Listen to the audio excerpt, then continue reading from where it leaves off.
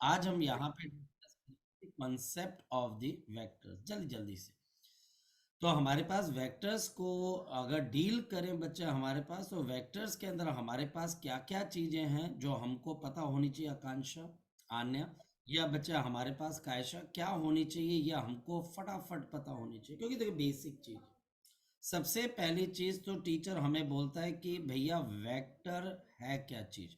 तो हम उसको ये बात समझाते कि हमारे पास फिजिकल क्वांटिटी जो कि मेजरेबल होती है, फिजिकल क्वांटिटी ध्यान से सुनना, the physical quantity can be can be हमारे पास क्लासिफाइड, यानी कि आप उसको डिस्टिंग्विश कर सकते हो, classified into, this can be classified into vectors and the scalars. हम इनको वेक्टर्स और स्केलर्स के अंदर डिवाइड कर सकते हैं। तो हम यहां पर बोलते हैं what are the scalar quantities. हमारे पास स्केलर क्वांटिटीज वो क्वांटिटीज होती हैं जिसके अंदर बच्चा हमारे पास for which for which for which description, जिसके डिस्क्रिप्शन के लिए, फॉर विच डिस्क्रिप्शन यानी कि जिसके डिस्क्रिप्शन के लिए only the magnitude is sufficient. हमारे पास सिर्फ मैग्नीट्यूड से काम चल जाएगा। हमारे पास mass of the body is 30 kg, तो आपको सिर्फ मैग्नीट्यूड चाहिए कि वो कितना बड़ा या कितना छोटा है, numerical value, in other ways numerical value for which the description only the magnitude is sufficient. हमारे पास सिर्फ और सिर्फ मैग्नीट्यूड हमारे पास सफिशिएंट है, एंड डायरेक्शन, और जो डायरेक्शन है बच्चा हमारे पास, एंड द डायरेक्शन इज हमारे पास नॉट नेसेसरी, और हमारे पास डायरेक्शन जो है बच्चे वो हमारे पास यहाँ पर नेसेसरी नहीं होती है।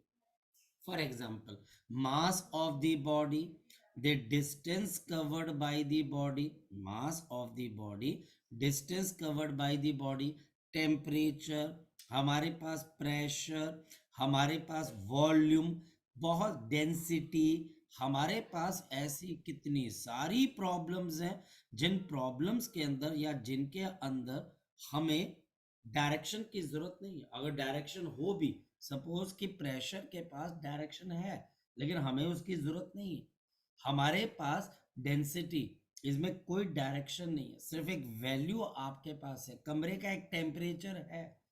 जैसे हमारे पास कोई पर्सन कोई भी चीज को आपको बताता है, फॉर एग्जांपल वो बोलता है कि मेरा मास 6 kg आपके पास है, तो इसका मतलब है कि 6 एक नंबर चाहिए, मुझे वहां पर उसकी डायरेक्शन नहीं चाहिए, तो हम उनको बोलते हैं स्केलर क्वांटिटी। और सबसे इंपॉर्टेंट पॉइंट क्या है, ध्यान से समझना, for the for the addition of the scalar quantity, for the addition और सब्ट्रैक्शन, फॉर द एडिशन और the subtraction of the scalar quantity, of the scalar quantity, हम अगर स्केलर क्वांटिटी की एडिशन या सब्ट्रैक्शन अगर करके देखते हैं, या तो हम उन्हें ऐड कर दें या फिर बच्चे हम उनको क्या कर दें, सब्ट्रैक्ट करने की आपके पास यहाँ पर कोशिश करें, तो इस पर्टिकुलर केस में हमारे पास क्या आ जाती है, वे से दैट हमारे पास ओनली सिंपल एल्जेब्रा इज, हमारे पास यहाँ पर एक सिंपल एल्जेब्रा जो होगा वो हमारे पास क्या हो जाएगा, रिक्वायर्ड हो जाएगा, only the simple algebra is required.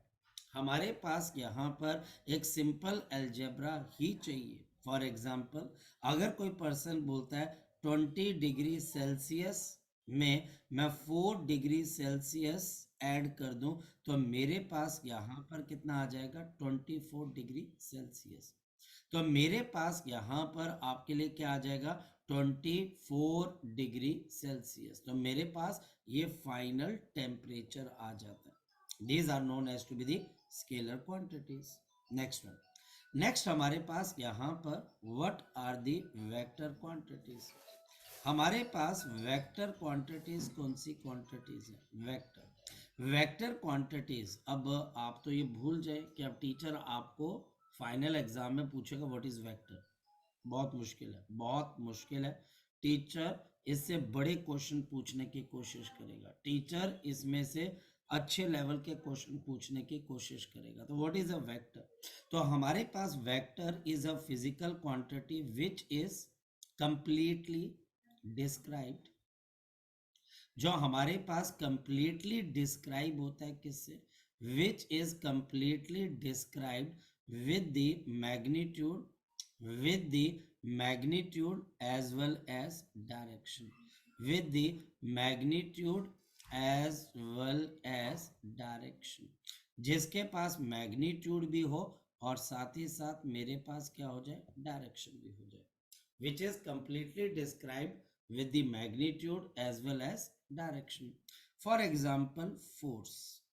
Force के लिए बच्चे मैं यहां पे लिखता हूं 6 न्यूटन की फोर्स अलोंग एक्स एक्सिस।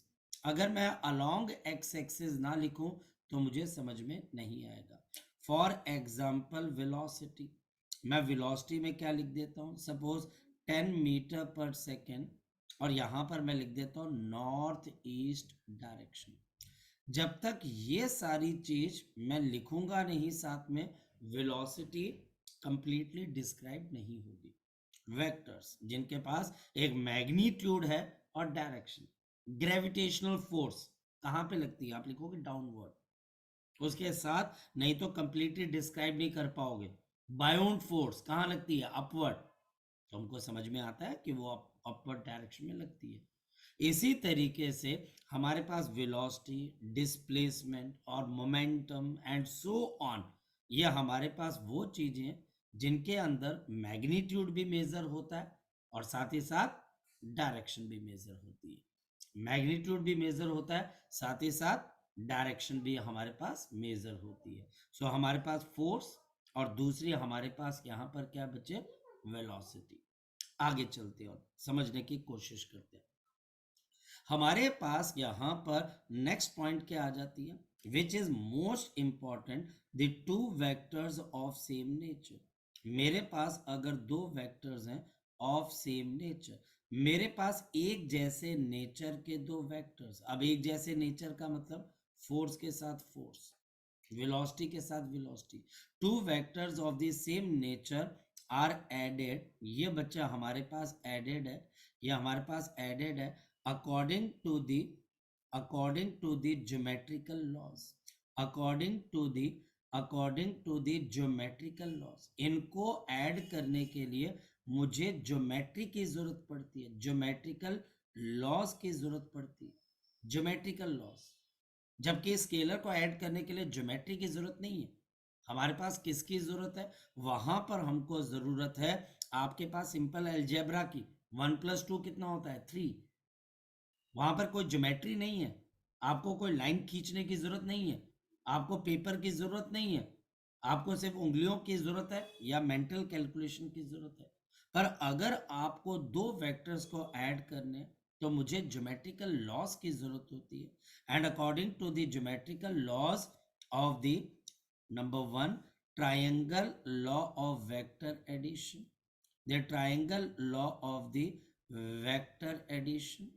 और दूसरा मेरे पास यहां पर क्या बन जाता है? We have the parallelogram law of the vector addition. So parallelogram law of the vector addition, जहां पर दो वेक्टर्स को ऐड करने के लिए इन दो लॉज की जरूरत पड़ती है। ज्योमेट्री से आप ऐड कर सकते हो। अगर टीचर मुझे क्वेश्चन देता है कि मैं दो वेक्टर्स को ऐड करना चाहता हूं, तो आप ऐसा नहीं है कि 20+30 50 करके आ जाओ, नहीं नहीं, ऐसा नहीं। आप पहले एंगल देखोगे, ज्योमेट्री देखोगे और ज्योमेट्री के हिसाब से उनको ऐड करने की कोशिश करोगे। और ये दो लॉज हैं जो आपको आने ही चाहिए फॉर +1 एज वेल एज +2। और ये लॉ यहीं तक सीमित नहीं है, ये बाउंड्री लेस है, ये आपके लास्ट चैप्टर तक आ सकता है। ये कहीं पर भी किसी भी जगह पे आपके पास ये लॉज अपने आप को पेनिट्रेट कर सकते हैं। इनका कोई लेवल नहीं है कि ये इसी चैप्टर तक पूछे जाएंगे, ये ग्रेविटेशन तक पहुंच जाते हैं। ये बच्चा हमारे पास लॉस पहुंच जाते हैं, एसएचएम तक पहुंच जाते हैं, वेक्टर एडिशन। तो हमारे पास यहाँ पर वेक्टर्स वो जिनके पास मैग्नीट्यूड और डायरेक्शन है, और इन दोनों को ऐड करने के लिए मैं फिर एम्फसाइज कर दूं हमें किसकी जरूरत पड़ती है, आपके ज्योमेट्रिकल लॉस की। मैं फिर आपको एम्फसाइज कर देता हूं, हमें ज्योमेट्रिकल लॉस की जरूरत पड़ती है। अब चलते हैं नेक्स्ट वन। हमारे पास अगर मैं वेक्टर्स को डिस्क्राइब करने की कोशिश करता हूं, तो सबसे पहले हम वेक्टर्स को डिस्क्राइब करते हैं in the terms of the position vector. यही हमारे लिए जरूरी भी है। So we have the position vector. हमारे पास पोजीशन वेक्टर कैसे बनता है, नेचर के अंदर एक डायरेक्शन अपवर्ड है। अगर आप आसमान की तरफ देखते हो तो एक डायरेक्शन अपवर्ड है, एक डायरेक्शन आपके लेफ्ट और राइट की तरफ है, यानी कि मेरे दाहिनी तरफ और बाहिनी तरफ एक है, एक ऊपर की तरफ है, और एक डायरेक्शन आपकी तरफ है या मेरे पीछे तरफ है। और इन तीनों डायरेक्शंस को हम डिनोट करते हैं आपके पास x के साथ, हमारे पास y के साथ और z के साथ। And this is the origin which is 0 0 और लास्ट आपके पास आ गया 0। तो मेरे पास यहाँ पर ये आ गया 0 और दूसरा भी 0, और ये मेरे पास आ गया तीसरा भी 0। अब कोई मेरे पास ऑब्जेक्ट यहाँ कहीं पर मौजूद है, अगर मैं इसका पोजीशन वेक्टर बताना चाहता हूं तो देखो कैसे पता लगेगा, देखिएगा ध्यान से। हमारे पास यहाँ पर इसका पोजीशन वेक्टर मुझे बताना है, तो यहाँ पे टीचर मुझे इसके कोऑर्डिनेट्स देगा x y और तीसरा मेरे पास z। ये पोजीशन वेक्टर के लिए मैं कैसे लिखता हूं, so this position vector is given bye x आपके पास i cap plus of y j cap plus of मेरे पास z आपके पास क्या आ जाएगा k कैप। ये पता होना चाहिए। और हमारे पास x y और z पॉजिटिव भी हो सकते हैं और साथ ही साथ मेरे पास नेगेटिव भी हो सकते हैं। इसमें से कोई कंपोनेंट जीरो भी हो सकता है, या हमारे पास तीन में से दो भी जीरो हो सकते हैं, कोई नेगेटिव भी हो जाए, कोई पॉजिटिव भी हो जाए, फ्रैक्शन में भी हो जाए, तो हमें उससे कोई फर्क नहीं पड़ता है। फॉर एग्जाम्पल, अगर मेरे पास यहाँ पर टीचर बोलता है कि किसी एक का ऑब्जेक्ट के हमारे पास कोऑर्डिनेट्स हैं 3 0 और -6, तो हमारे पास इसका पोजीशन वेक्टर आपके पास कैसा बनेगा, तो इसका पोजीशन वेक्टर बनेगा 3i cap and simple -6k cap, -6k cap. Now position vector is sine sensitive. Science sensitive का मतलब है कि अगर कोई भी कंपोनेंट मेरे पास नेगेटिव हो जाए तो आपने उसको अपनी मर्जी से पॉजिटिव नहीं बनाना, पोजीशन वेक्टर निकल जाएगा, कोई बहुत मुश्किल चीज नहीं है। इसके अंदर एडिशनल चीज जो आपको बताई जाती है, since this is a revision class, तो हम इंपॉर्टेंट पॉइंट को टच करते हुए निकलेंगे। तो magnitude of the vector, magnitude of the vector, तो किसी भी वेक्टर का जो मैग्नीट्यूड होता है वो हमारे पास उसमें कभी नेगेटिव साइन नहीं आता। ये हमारे पास कैसे आ जाएगा, so under root of X का स्क्वायर प्लस वाई का स्क्वायर प्लस ऑफ मेरे पास जेड का स्क्वायर, उसमें कभी नेगेटिव साइन एंटर नहीं कर सकता।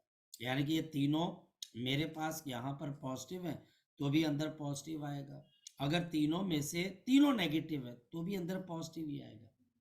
फॉर एग्जाम्पल, अगर टीचर मुझे बोलता है इस वेक्टर का आपको क्या बताना है, द मैग्नीट्यूड, तो ओपी का मैग्नीट्यूड किसके बराबर है, so this will be under root of मेरे पास है 3 का स्क्वायर प्लस ऑफ 6 का स्क्वायर।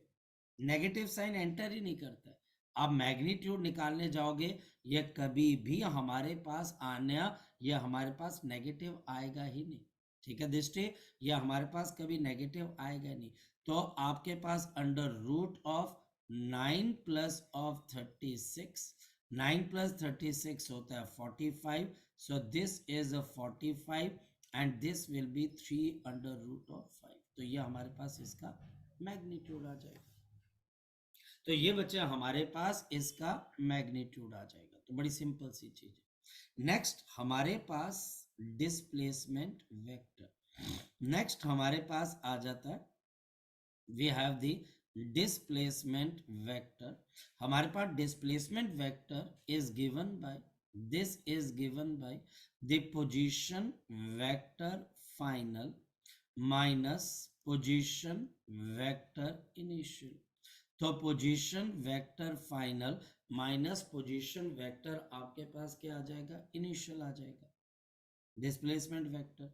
यहां पर मेरे पास अगर मान लिया जाए दो अलग अलग पोजीशंस है, देखिए हमारे पास यहां पर ये एक पोजीशन आ जाती है और मेरे पास यहां पर इस तरीके से आपके पास एक दूसरी पोजीशन आ गई, और मेरे पास इसके कोऑर्डिनेट आपके पास आ गए x 1 y 1 z 1, और मेरे पास यहाँ पर x2 y2 एंड z2। मेरी बात को ध्यान से समझना, and this is the origin. और कोई टीचर अब आपको डिस्प्लेसमेंट वेक्टर पूछता है तो कोई ना कोई इनिशियल होगा और कोई ना कोई फाइनल। तो मान लिया जाए कि ये मेरे पास आपका इनिशियल है r1 और r2 मेरे पास यहाँ पर क्या आ गया, फाइनल। तो r1 मेरे पास इनिशियल है और r2 मेरे पास है यहाँ पर फाइनल। अब देखो इसको कैसे लिखते हैं, सिंपल, यहाँ पर x में से x को माइनस कर देते हैं, तो x2 माइनस x1 आपके पास आई क्या, प्लस ऑफ ये y2 है, ये y1 है, तो हमारे पास y2 माइनस ऑफ y1 आपके पास जी क्या, ये z2 है और ये z1 है, एंड प्लस ऑफ मेरे पास z2 माइनस ऑफ z1 आपके पास k क्या, तो x2 minus x1 y2 minus y1 and we have z2 minus of z1, और मेरे पास इसका मैग्नीट्यूड किसके बराबर है, so this is under root of x2 minus x1 का square plus of y2 minus y1 का स्क्वायर एंड प्लस ऑफ मेरे पास z2 माइनस ऑफ z1 का स्क्वायर। बस इतनी सी चीज है, ये इतनी सी चीज करनी है। पॉजिटिव और नेगेटिव का थोड़ा ध्यान रखना है, ये नेगेटिव फॉर्मूले का हिस्सा है और हो सकता है कि कोई कंपोनेंट पहले से नेगेटिव हो। जैसे मेरे पास टीचर ये क्वेश्चन पूछ सकता है कि अगर मेरे पास एक इनिशियल पॉइंट है जिसके कोऑर्डिनेट है 4 2 और -3, और दूसरा मेरे पास एक फाइनल पॉइंट है जिसके कोऑर्डिनेट है 3 5 और 0, और टीचर बोलता है कि डिस्प्लेसमेंट वेक्टर बता दो किसके बराबर है। तो मुझे बताना है कि डिस्प्लेसमेंट वेक्टर कितना है, तो ये फाइनल है, तो 3 minus 4 I cap plus of 5 और minus of 2 J cap and plus of 0 minus -3 of K cap. You have to be extra cautious, आपको क्वेश्चन के साथ काम करना पड़ेगा कि ये -3 ये -3 आ रहा है और ये वाला माइनस किसका है, फॉर्मूले का। यहाँ पर हम दो कोऑर्डिनेट्स के बीच की क्या निकाल रहे हैं, दूरी, तो ये हमारे पास दो बार नेगेटिव साइन आ रहा है, एक फॉर्मूले का एक कोऑर्डिनेट का। और अगर मैं इसको सॉल्व करने जाऊं तो मेरे पास डिस्प्लेसमेंट वेक्टर किसके बराबर है, minus I cap plus of 3 J cap and plus of मेरे पास 3 के कैप। अगर मैं इसका मैग्नीट्यूड निकालने जाऊं तो ऑन हो गया वो। हमारे पास इसका मैग्नीट्यूड किसके बराबर आ जाएगा, तो हमारे पास यहाँ पर इसका जो मैग्नीट्यूड है this will be equal to D, and ये हमारे पास अंडर रूट ऑफ, हमारे पास कितना आ जाएगा, वी कैन राइट डाउन 1 + 9 + 9, तो this will be under root of 19, तो ये इसका क्या आ गया, मैग्नीट्यूड आ गया। आई थिंक सो कोई बहुत बड़ी बात नहीं है, बड़े आराम से हम मैग्नीट्यूड वगैरह निकाल सकते हैं। आगे चलते हैं, इसके बाद हमारे पास यहाँ पर कॉन्सेप्ट आता है, the concept of the unit vector. So we have the concept of the unit vector, the concept of the unit vector. हमारे पास we have the concept of the unit vector, इसको हम रिप्रेजेंट करते हैं ई hat से। देखो normal vector ऐसा होता है और बच्चा हमारे पास यूनिट वेक्टर ऐसा होता है, दोनों में फर्क है, यहाँ पर एरो आती है, यहाँ पर हैट आता है। So what is a unit vector? When a vector, जब मेरे पास एक कोई वेक्टर है इज डिवाइडेड बाय, अगर हम इसको डिवाइड कर देते हैं बाय इट्स ओन मैग्नीट्यूड, अपने ही मैग्नीट्यूड से डिवाइड कर देते हैं, बाय इट्स ओन मैग्नीट्यूड, अपने मैग्नीट्यूड से डिवाइड कर देते हैं, this is termed as to be unit vector. This is termed as to be the unit vector. यह हमारे पास क्या बन जाता है? Unit vector. बड़ी सिंपल सी बात है, लेकिन अपना मैग्नीट्यूड। सपोज कि मेरे पास यूनिट वेक्टर एक हैट है, यह हमारे पास A arrow divided by magnitude of A. Unit vector हमारे पास कुछ इस तरीके से आपके पास आता है। Number one, significance of the unit vector. हमारे पास इसकी सिग्निफिकेंस क्या बच्चे? इट इज यूज्ड, ये बच्चा हमारे पास used to specify direction only, to specify direction only. ये सिर्फ और सिर्फ डायरेक्शन आपको देता है और कुछ नहीं। तो हमारे पास यहाँ पर we have a unit vector A, जो हमारे पास हैट है, a vector divide by its own magnitude is known as to be the unit vector. For example, हमारे पास मान लो कि एक वेक्टर है आपके पास A and this is given by, ये बच्चा हमारे पास है A X I A Y J plus of A Z आपके पास के। तो हमारे पास इसका मैग्नीट्यूड किसके बराबर है? Under root of A X का स्क्वायर ए वाई का square plus of A Z का स्क्वायर। तो हमारे पास इसका यूनिट वेक्टर आपके पास क्या आ जाएगा? तो हमारे पास इसका यूनिट वेक्टर कैसे आ जाएगा देखते बच्चों। तो हमारे पास इसका यूनिट वेक्टर कैसे आएगा? So unit vector is given by A X I cap plus of A Y J cap plus of A Z आपके पास के कैप, और हम इसको यहाँ पर डिवाइड कर देते हैं under root of, we have A X का स्क्वायर ए वाई का square plus of A Z का स्क्वायर। फॉर एग्जाम्पल, मेरे पास यहाँ पर टीचर बोलता है कि मेरे पास एक वेक्टर है which is 3i minus 4j and plus of 5k, इसका यूनिट वेक्टर निकालो। Find the unit vector, find the unit vector. मुझे बताना है कि इसका यूनिट वेक्टर आपके पास क्या होगा। सॉल्यूशन, हमारे पास a unit vector is given by 3i minus of 4j plus of मेरे पास 5k and this is divided by under root of 3 का स्क्वायर प्लस 4 का स्क्वायर, नेगेटिव साइन नहीं आएगा, प्लस ऑफ 5 का स्क्वायर। तो मेरे पास है 3i minus of 4j plus of 5k and this is divided by under root of 9 plus 16 plus of 25। तो नीचे मेरे पास अंडर रूट ऑफ आपके पास क्या आ जाएगा? 50।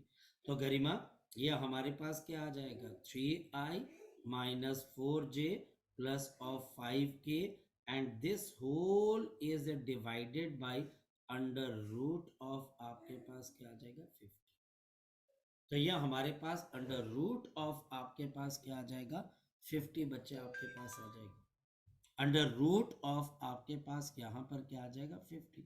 तो हमारे लिए ये बच्चे बड़ी सिंपल सी चीज है प्रथा। तो हमारे पास ये बड़ी सिंपल सी चीज है प्रथा अदिति, ये बड़ी सिंपल सी चीज है जिसको कोई भी बच्चा सारथी यहाँ पर निकाल सकता है, तो हम निकाल लेंगे। खास बात हमारे पास एक और निकल कर आती है, और वो ये है बच्चे हमारे पास, रिमेंबर, हमारे पास यूनिट वेक्टर जो भी हो इसका मैग्नीट्यूड हमेशा आपके पास क्या होता है? 1, always, with no exception, always. एक यूनिट वेक्टर का मैग्नीट्यूड हमेशा आपके पास क्या होता है? 1 होता है, और इसके हमारे पास किसी किस्म के कोई एक्सेप्शन नहीं है। हमारे पास यहाँ पर इसके बच्चे हमारे पास किसी किस्म की कोई एक्सेप्शन नहीं है बच्चे, बड़ी सिंपल सी चीज है। और हमारे पास टीचर ये भी चीज दे सकता है कि हमारे पास यहाँ पर अगर मान लिया जाए फॉर एग्जांपल, देखिएगा, अगर मान लिया जाए कि टीचर मुझे यहाँ पर क्या करे, यहाँ पर टीचर मुझे कोई एक क्वेश्चन दे के मुझे यूनिट वेक्टर पता है, तो उनका मैग्नीट्यूड हमेशा 1 के बराबर ही होना चाहिए। आप चेक भी कर सकते हो, टीचर ऐसे पूछ भी सकता है क्या ये यूनिट वेक्टर है, तो यूनिट वेक्टर वो जिसका मैग्नीट्यूड किसके बराबर आ जाए, 1 के बराबर। फॉर एग्जाम्पल टीचर मुझे क्वेश्चन पूछ सकता है कि अगर मेरे पास एक वेक्टर है which is 0.2 I cap plus of B J cap and plus of 0.3 K cap, this is a unit vector. ये बच्चा हमारे पास यहाँ पर क्या आ जाता है, यूनिट वेक्टर आपके पास आ जाता है ना। ये बच्चा हमारे पास कौन सा वेक्टर है, आपके पास यूनिट वेक्टर है। ठीक है कार्तिक, ये हमारे पास एक यूनिट वेक्टर है। Find the value of B, find the value of B, find the value of B, यानी कि मुझे बी की वैल्यू निकाल कर बतानी है। अगर ये यूनिट वेक्टर है तो कैसे बताओगे, सॉल्यूशन। हमारे पास अगर ये आपके पास एक यूनिट वेक्टर है तो इसका मैग्नीट्यूड क्या होना चाहिए, 1। देयरफॉर हमारे पास अंडर रूट ऑफ 0.2 का whole square plus of B का स्क्वायर प्लस ऑफ 0.3 का स्क्वायर इज इक्वल टू 1, और 0.04 plus of B square plus of 0.09 is equal to 1, और B square plus of 0.15 0.13 0 point हमारे पास 13 इज इक्वल टू 1, और B square is equal to 1 minus 0.13, और we can write down B square is equal to 1 minus 0.3। तो हमारे पास ये कितना आ जाएगा, 0.8 आपके पास 7। तो हमारे पास b की वैल्यू अंडर रूट ऑफ 0.87। अगर हमारे पास if this is a unit vector, ये हमारे पास क्या बन जाता है, यूनिट वेक्टर बन जाता है। Excuse me sir, is a unit vector. बोलो सर आपने अभी वेक्टर्स ही कराया ना, वो क्वेश्चन तो डिस्कस नहीं किए? क्या बेटा, क्वेश्चंस तो नहीं डिस्कस किए, आपने कहा था किस जेई मेंस के करना। क्वेश्चंस, हाँ जी, किस चीज के क्वेश्चंस। जेई मेंस के आपने कहा शिफ्ट वन का ऊपर डिस्कस करना, वो तो नहीं किए, मैं ये पूछ रहा हूँ। पहली चीज है, ऐसा कौन सा मेरे को मैसेज अभी आप मुझे स्क्रीनशॉट भेजिए जिसके अंदर मैंने ये चीज पता तो हुआ आपने, मैं भेजता हूँ रुको। बेटा, डाला हुआ आपने, मैं भेजता हूँ रुको। क्या डाला हुआ बेटा, मैसेज। आप मुझे स्क्रीनशॉट भेज दीजिए, हाँ भेज रहा हूँ रुको। मुझे स्क्रीनशॉट भेजिए, देखो भाई मैंने ऐसा कौन सा मैसेज कर दिया। चलिए, सो हमारे पास यहाँ पर अगर हम देखते हैं तो हमारे पास यहाँ पर क्या चीज आ जाती है, आपके पास यहाँ पर नेक्स्ट पॉइंट हमारे पास डायरेक्ट आपके पास क्या आ जाती है, we have the vector addition. हमारे पास यहाँ पर आपके पास क्या आ जाती है, वेक्टर एडिशन। हमारे पास वेक्टर एडिशन किस तरीके से होती है, अब क्योंकि ज्यादा बच्चे इधर उधर घूमना कि नल वेक्टर क्या होता है, कोप्लेन, टीचर नहीं पूछेगा, उसकी जरूरत भी नहीं है अभी आपको, उसकी आपको जरूरत ही नहीं है। आपको सिंपल दो चीजें आनी चाहिए, एक वेक्टर एडिशन और दूसरा हमारे पास वेक्टर का प्रोडक्ट।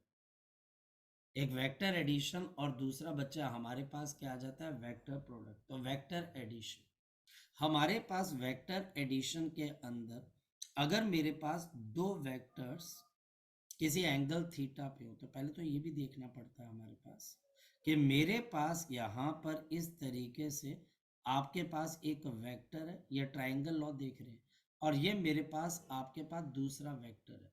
ये दो वेक्टर्स की नेचर एक जैसी है।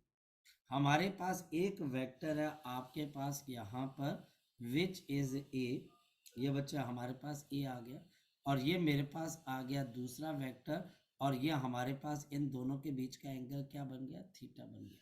हमारे पास दो वेक्टर्स के बीच का जो एंगल होता है वो हमारे पास अंदर की तरफ नहीं बनेगा, बाहर की तरफ, यहाँ पर बाहर की तरफ, ये बाहर की तरफ बनेगा ट्राइंगल लॉ में।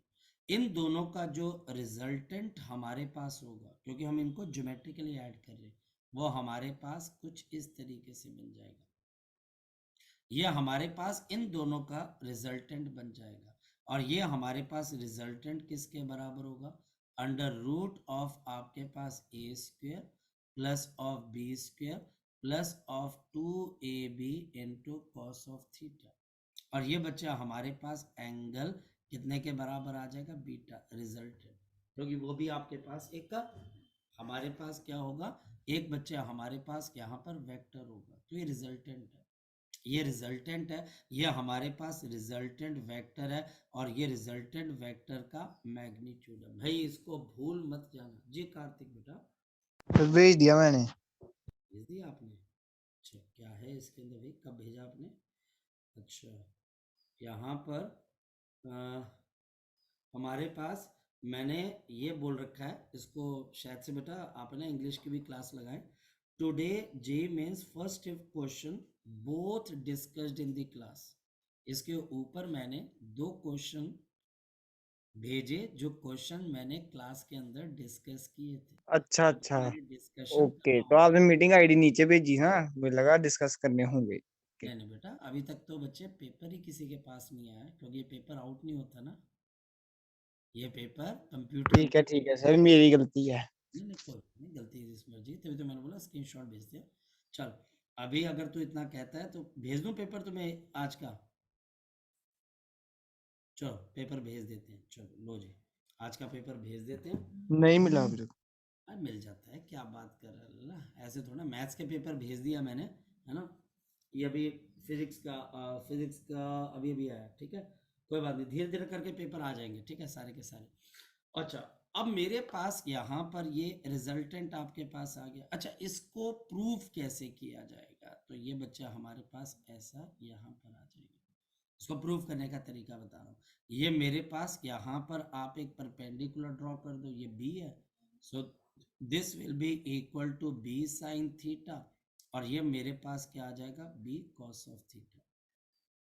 अब मेरे पास इस पर्टिकुलर साइड की लेंथ है बी साइन थीटा, और बेस की टोटल लेंथ आपके पास है A plus B cos theta, तो रिजल्टेंट आपके पास हाइपोटेन्यूज है, अंडर रूट ऑफ आपके पास क्या आ जाएगा, A plus B cos of theta का whole square, and plus of मेरे पास बी साइन थीटा का whole square, and we have B sine theta का आपके पास यहाँ पर क्या आ जाएगा, होल स्क्वायर बच्चे आपके पास आ जाएगा। Next one, under a root of मेरे पास क्या आ जाएगा, A square plus B square cos square theta plus of 2ab cos of theta plus of B square sine square theta, right, ये हमारे पास आ गया। मुझे सिर्फ बेटा प्रूव करना है, देख इतनी बात है, ये शायद से ना पूछा जाए फाइनल एग्जाम में, शायद, बहुत रेयर चांस है, अगर टीचर को लगा यार बच्चा पास करवाना है तो फिर वो ये दे सकता है। आपको पता होना चाहिए कि भाई मुझे प्रूफ कैसे करना और लिखना कैसे।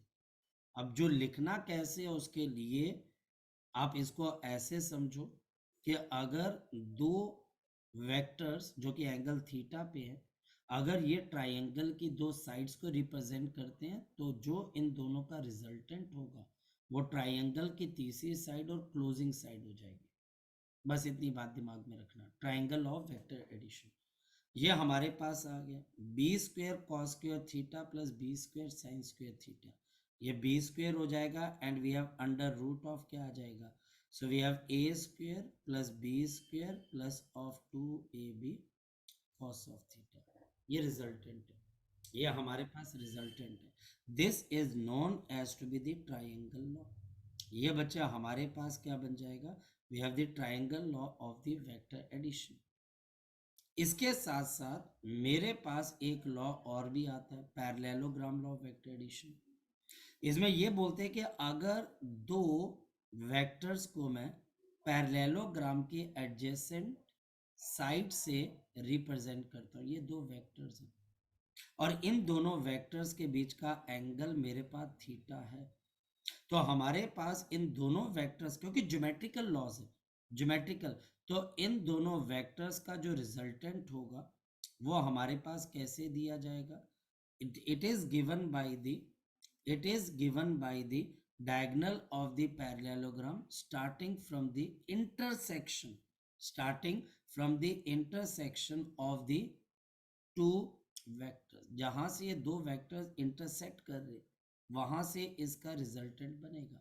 ये वेक्टर है मेरे पास ए, ये वेक्टर है मेरे पास बी, इन दोनों के बीच का एंगल थीटा, और ये वही इन दोनों वेक्टर्स का resultant which is given bye, जो कि हमारे पास जिसका मैग्नीट्यूड कैसे दिया जाता है, under root of A square plus of B square plus of 2ab cos of theta. ये रिजल्टेंट है। क्या ये जो हमारे पास रिजल्टेंट है ये एंगल बाइसेक्टर होगा? जरूरी नहीं है। ये बच्चा हमारे पास हो भी सकता है, नहीं भी हो सकता है। अदरवाइज ये रिजल्टेंट हमेशा यहाँ पर ए वेक्टर के साथ बीटा एंगल पे है। अच्छा, इसको कैसे प्रूव करते हैं? अगेन यहाँ से हम एक लाइन को ड्रॉप करते हैं, इसको आगे ले जाते हैं। ये बी वेक्टर है तो ये भी बी वेक्टर है, ये एंगल थीटा है तो ये भी एंगल थीटा है, ज्योमेट्री कहती है। और अगेन ये मेरे पास क्या आ जाएगा, बी साइन थीटा, और ये मेरे पास बी कॉस थीटा।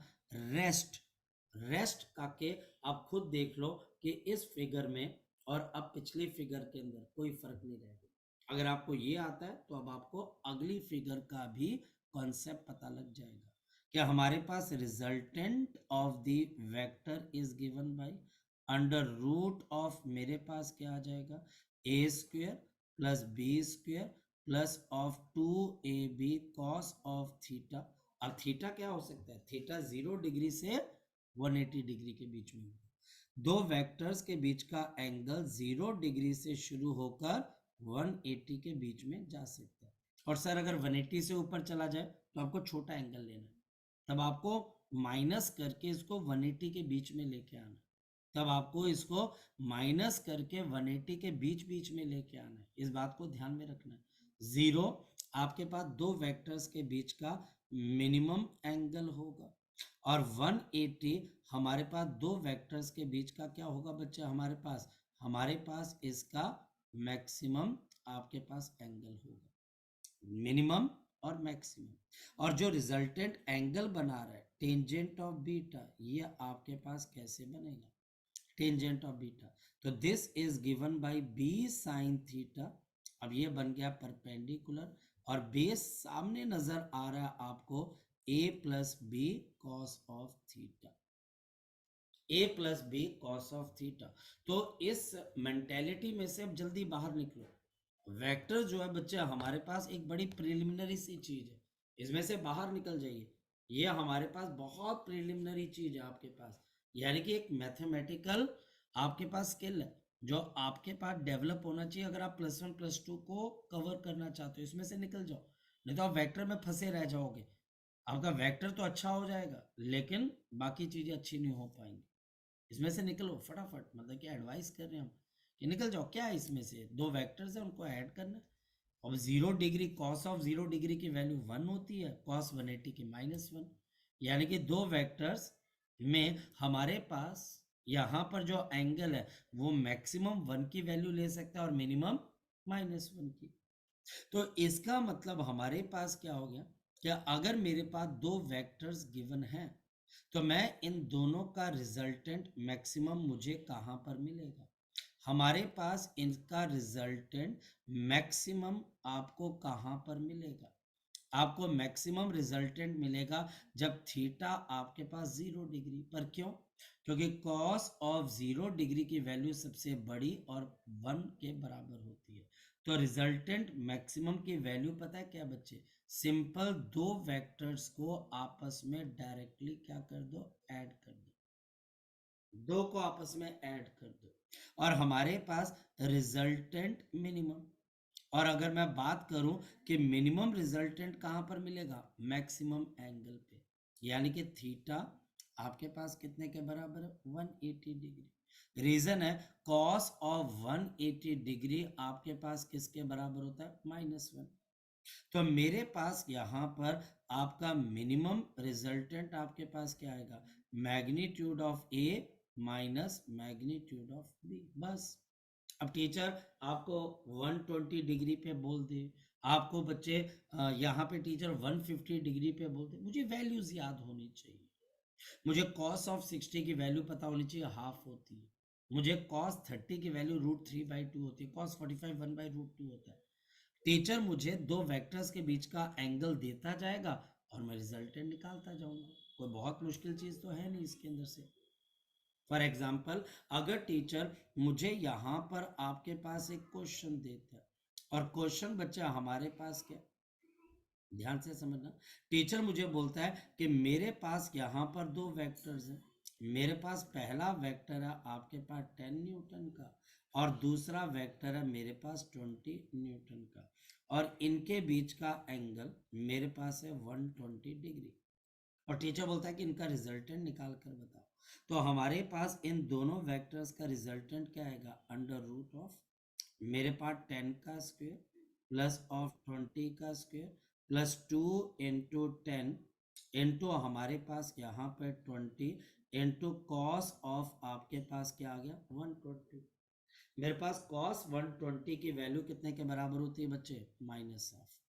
इस वजह से this will be under root of मेरे पास क्या आ जाएगा 100 plus of 400 plus of 2 into हमारे पास 200 इंटू माइनस ऑफ हाफ, और इस वजह से हमारे पास इसका रिजल्ट आपके पास कितना आ जाएगा 500, ये कैंसिल होकर माइनस ऑफ 200 ये हमारे पास कैंसिल हो जाएगा, and this will be under root of आपके पास क्या आ जाएगा 300। तो ये बच्चा हमारे पास अंडर रूट ऑफ 300, या फिर मेरे पास 10 रूट 3, या फिर मेरे पास आ जाएगा 17 न्यूटन, या फिर बच्चा हमारे पास यहाँ पर ये क्या आ जाएगा, this will be equal to 17 newton. बहुत सिंपल सी चीज है, दो वेक्टर्स को ऐड करना, और मेरे पास दो वेक्टर्स को ऐड करने से हमारे पास अलग अलग तरह के रिजल्ट्स आपके पास आने शुरू हो जाते हैं।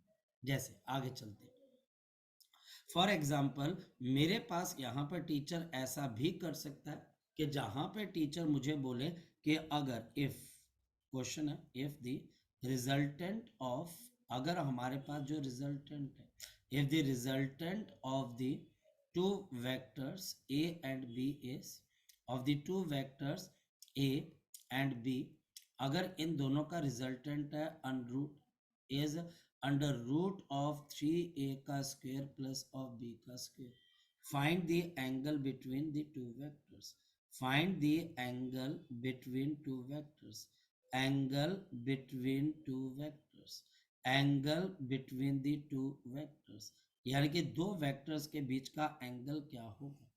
मुझे ये बताना है कि आपके पास इन दोनों वेक्टर्स के बीच का एंगल आपके पास क्या होगा।